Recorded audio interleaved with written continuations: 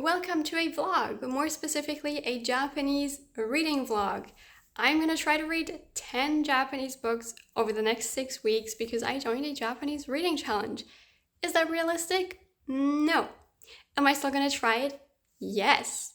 Because a summer reading challenge wouldn't be a challenge if it wasn't challenging, right? It has been a busy couple days as I'm currently in the middle of trying to organize my move to Japan, and I feel like everything's going on at the same time. But I am trying to chip away at my reading, just like 20 minutes here, 30 minutes there, and it does actually add up to quite a lot of reading, which is really good.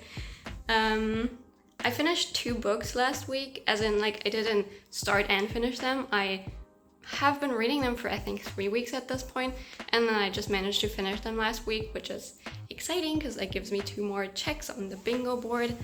And then I'm also currently, I believe, in the UMA rank, which is the halfway point to my goal, but yeah, we still have a little bit of catch up to do. But now I'm actually not sure, at this point in the video, have I even explained what I'm doing here? Because otherwise none of this just made sense. So I'm participating in the Refold Summer Reading Challenge, which is organized by some people on the server. And essentially there's 2 challenges. There's a bingo challenge where it's a 4x4 grid, and for each square, I guess, you have to read a different genre. And every time you finish a book in that genre, you get a check mark. And then there's also a time challenge where the more you read, obviously, the higher your rank gets. And they have these really cute and funny like concepts, essentially, like the time challenges are animals, and then the more types of books you read, you get like a different color. And so it's a really fun challenge. But so the highest time challenge rank you can reach is at 300 hours, which the challenge is 100 days. If you do the math, that is 3 hours of reading a day for 100 days straight, which is a lot. And I was like, wait, that doesn't sound too bad. But then I actually thought about what that meant, and I'm like, yeah, never mind, that is a lot of reading. So my goal currently is to reach 100 hours, and I think I'm at, wait, I just said 50, yeah, right. I'm at the halfway point at 50 hours.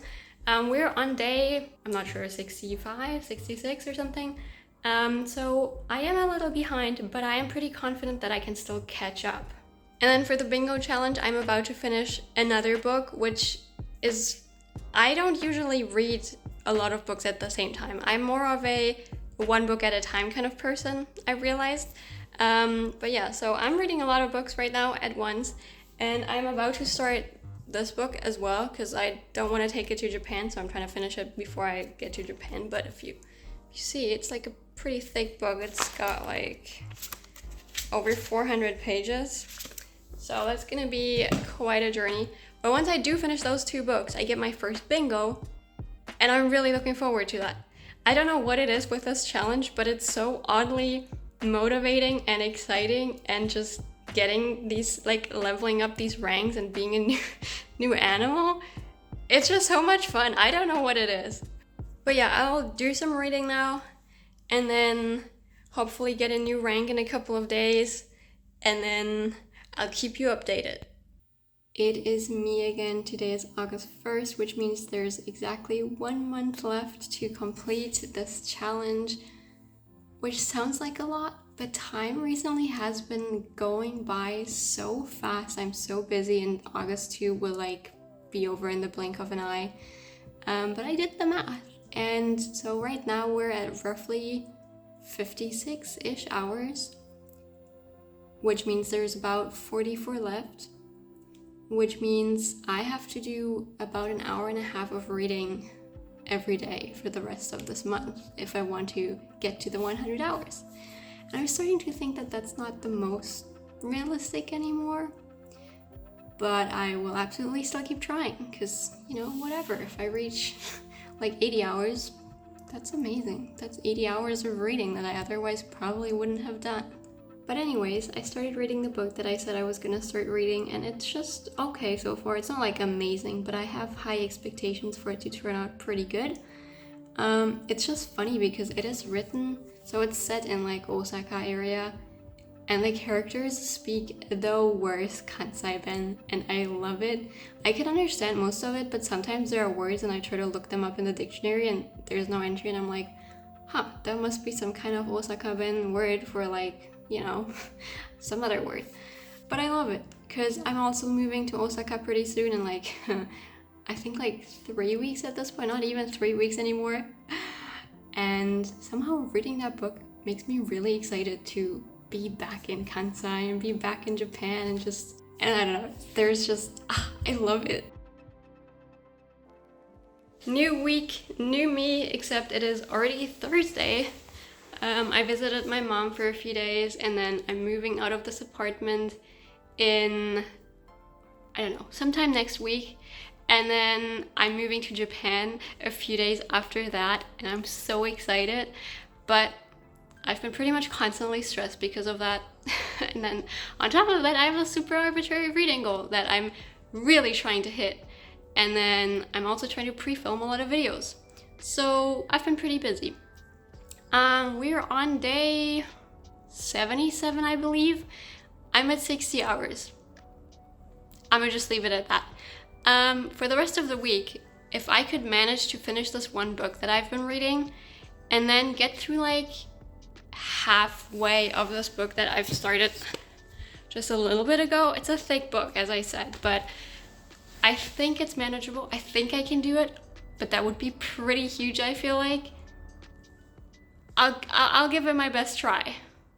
So I just finished reading the Yuri book, which is not the actual name of the book, it's just what I call it. But this is the third book in a row that is just not really it. I don't know what's going on because I was reading so many good books earlier this year, and then I joined this reading challenge and I'm like, oh, let me get out of my comfort zone a little bit, you know, let me read things I usually wouldn't. And then so far they've all been pretty disappointing. Like I was reading the short story collection by Osamu Dazai, who I think is pretty famous, but then I didn't realize it was a short story collection. I thought it was just one story. And so I read the first chapter and then I read the second chapter and I was like, these chapters have nothing to do with each other. Is my Japanese that bad or like what's happening? I don't understand. And so I read this third chapter and then I realized, oh, these are short stories. Of course they don't have anything to do with each other because they're unrelated stories. And that realization did make it a little better because I was like, oh, okay, that makes a little more sense. But I still didn't vibe with the stories too much. Like they're all just a little weird. I don't know. And then after that, I started reading, I think it's called Bunny Girl Senpai something. And that book was so overhyped and totally under-delivered. Like, it was so slow. Why do I have to read 60% of a book to understand what the story is even about in the first place? Why are we opening 17 storylines and introducing characters and backstory and all that when, you know, none of it really matters in the end? Like, why am I wasting 20 pages reading something that ultimately doesn't matter? And then the main character, what an obnoxious person. I know he's supposed to be cool and witty and kind of edgy, but like that humor totally did not hit for me. Why are we making everything sexual? It is so immature. For comparison, the kind of anime men that I'm currently into are like sophisticated, classy, gentle. So anyways, that book was also not it for me. I know some people really liked it. No. I'm not gonna continue reading that series. There are 15 more books. Why would I spend my life reading 15 more books of something I don't like? Yeah, and then finally the short story collection I just finished. There were a few good short stories that I really liked, but then a lot of the other ones are just like, I don't want to read about that. Also, it just feels so rushed. Like, why are we trying to squeeze so much of a relationship into like a short story? Why not like zoom in a little bit and focus on, I don't know, just one aspect of it? You know what I mean? Also, I kind of trolled when I said that I would get my first bingo once I finished this book and the other one I'm currently reading. My bingo board is in a pretty weird state right now. I finally moved to Japan. It's been super busy these last couple of weeks, especially last week with like the move and everything. I read for maybe 2 hours in the entire week, which, you know, I think at this point we just need to be realistic with the goals. I was on track towards the 100 hours, but now there's only 10 days left and I'm not even close to 100 hours. So I think I'm not gonna get to that goal.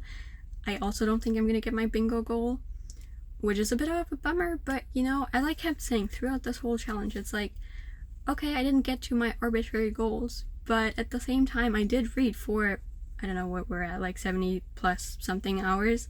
I read 4 books, which is a lot of reading, regardless.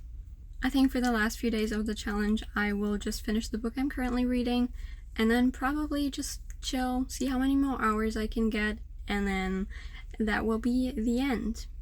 But you know what? The organizer of this challenge, Rose, already announced that there will be another reading challenge for the fall, which is super exciting. So if you're interested in reading and ranking up with cute ranks, then feel free to check out this reading challenge.